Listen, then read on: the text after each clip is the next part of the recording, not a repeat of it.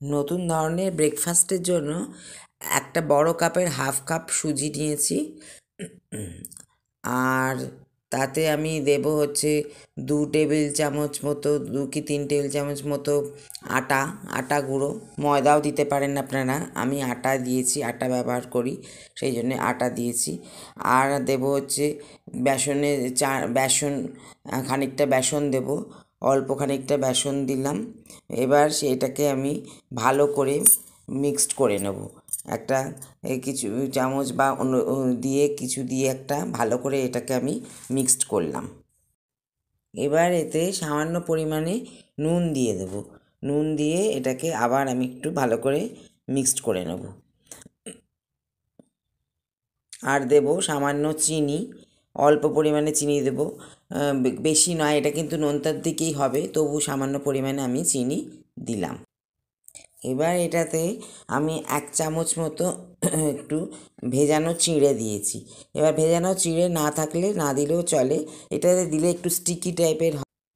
এবার আমি মিক্সিতে এটা গুঁড়ো করে নিলাম, একদম ভালো করে গুঁড়ো করলাম।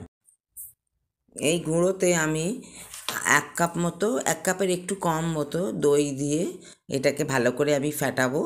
ভালো করে ফেটিয়ে নিয়ে এটাকে আমি রেডি করব, এবং দইয়ের পরিমাণটা যেন কম না হয়।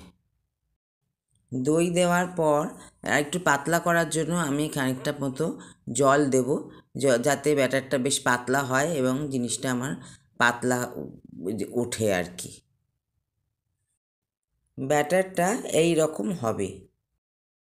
আধ ঘন্টা থেকে পৌনে 1 ঘন্টা রেস্টে রাখার পর, ব্যাটারটা রেস্টে রাখার পর আমি 1 প্যাকেট ইনো এর মধ্যে দিয়ে দিলাম। দিয়ে আমি খুব ভালো করে ফেটাবো যাতে ওটা খুব সুন্দর ফুলে। ব্যাটারের টেক্সচারটা এরকম হবে।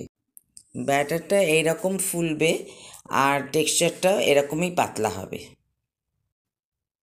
কাস্ট আয়রনের তাওয়াতে অল্প তেল দিয়ে আমি এই একবার হাতা করে ব্যাটার দেব, আর এইভাবে ধোসার মতো আমি জাস্ট ঘুরিয়ে ঘুরিয়ে ধোসার মতো করার চেষ্টা করব। এইভাবে একটা দিক হয়ে গেলে আবার উল্টো দিকটা সেঁকবো। অন্যদিকে চাটনি বানানোর জন্যে আমি নারকেল কোড়া নিয়ে নিয়েছি।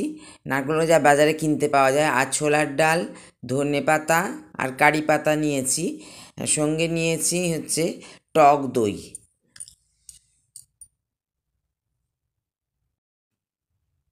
মিক্সিতে পিষবো বলে আমি নারকেলের মধ্যে একটা কাঁচা লঙ্কা দিয়ে দিলাম, আর বাকি যে মশলাগুলো বলেছি সেগুলো সব দিয়ে দিয়েছি। আর সাথে দিলাম হচ্ছে কিছু কয়েক টুকরো আদা আদা এবার আমি এটাকে ভালো করে একটু সামান্য নুন দিয়ে মিক্সিতে ভালো করে পিষে নেব। এইরকমভাবে আমি পেশার সময় আমি টক দই দেবো। টক দই দিয়ে একটুখানি যাতে এটা সফট হয় সেই জন্য টক দই দিয়ে পিষবো। পরিমাণ মতো নুন তো দিতেই হবে। আমার চাটনি পেশা হয়ে গেছে, এইরকম টেক্সচার হবে। চাটনিতে ফোড়ন দেওয়ার জন্যে আমি সাদা তেলের মধ্যে সর্ষে দিয়ে দিয়েছি, আস্ত সর্ষে, বেশ খানিকটা আস্ত সর্ষে দিয়েছি, আর কারি পাতা, শুকনো লঙ্কা আর অড়হর ডাল খানিকটা দিলাম, অল্প 1 চামচ মতো দিয়ে ওটাকে ভালো করে ভাজবো একটুখানি, যাতে বেশ একটা সুন্দর গন্ধ বের হয়। এইভাবে ভেজে নেওয়ার পর ওটাকে আমি চাটনির মধ্যে ঢালবো। রেডি করা মশলাটা আমি চাটনির মধ্যে ঢেলে দিয়েছি, দিয়ে এবার এটাকে ভালো করে মিক্স করে নেব। খুব সুন্দর একটা ফ্লেভার আসছে। আমার চাটনি কিন্তু একবারে রেডি হয়ে গেছে। এই ধরনের ধোসা খাওয়ার জন্যে পাশে একটা আলুর তরকারি চাই, সেই জন্য আমি একটা আলু আগে সেদ্ধ করে নিয়েছি।